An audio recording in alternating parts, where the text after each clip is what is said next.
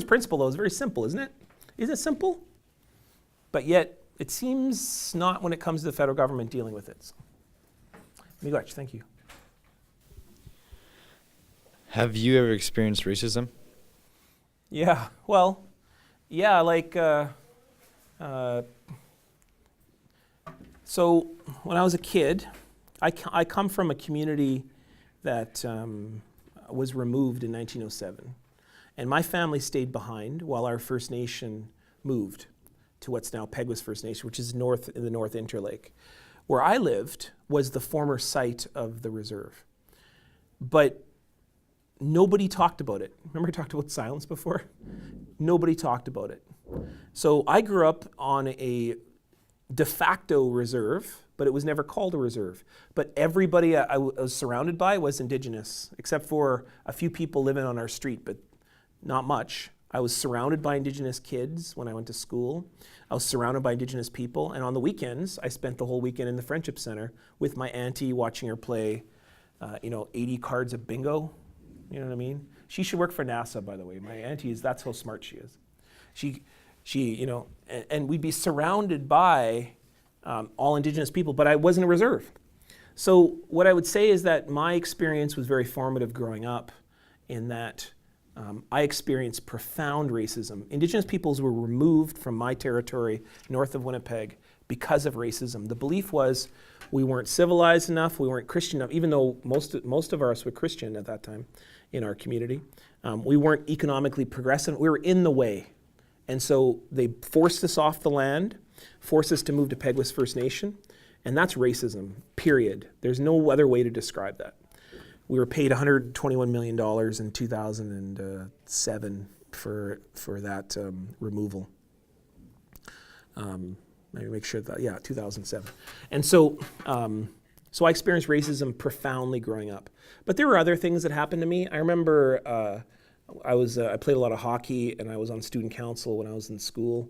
And I remember, but all my relatives were put in this remedial class. What we used to call 04, which was basically the class that guaranteed you never went to university. And they were always like doing, whenever I go into that class, because all my cousins were there, it would all be kids that were doing workbook stuff, and they weren't doing anything particularly interesting or good. And they wouldn't really have behavior problems. What they did is they had long hair, tight jeans, and they liked heavy metal music. And there they were, ended up in this remedial class. And they were all Indigenous. And so clearly defined as Indigenous. And I remember my teacher saying to me, their teacher saying to me, why do you act so different? Like, why don't you act like an Indian? Inferring that I'm not an Indian because I liked hockey. Really, that was the whole thing that kept me in school. It wasn't because I liked school, it's because I liked hockey, and I kind of liked doing student council stuff. I liked speaking and things. And so that's what kept me in school. It wasn't the curriculum. I didn't mind the occasional work there, but I wasn't very good at it. I'm mostly a C and a B student. And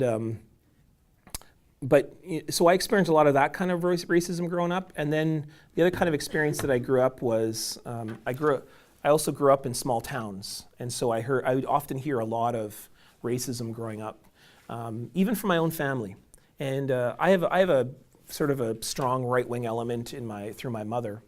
My mother's family is quite right-wing, and they don't know a lot of Indigenous people. And so I can remember my auntie one time, we were talking about I Don't Know More, and so quite recently. And I remember my auntie said to me, well, why don't you people stop complaining? And I was like, I'm your people. It's not you people, I'm your people, auntie. And for me, that's kind of like a weird, I think that for a lot of Canadians, racism is so pervasive that it's kind of something people don't even notice. It's a part of everyday discourse. Because it's not that Indigenous peoples are complaining at all. Indigenous peoples are engaging the country in a dialogue over what are we going to do with lands and resources, and how can we keep ourselves from killing ourselves by creating more pipelines and creating more oil sands.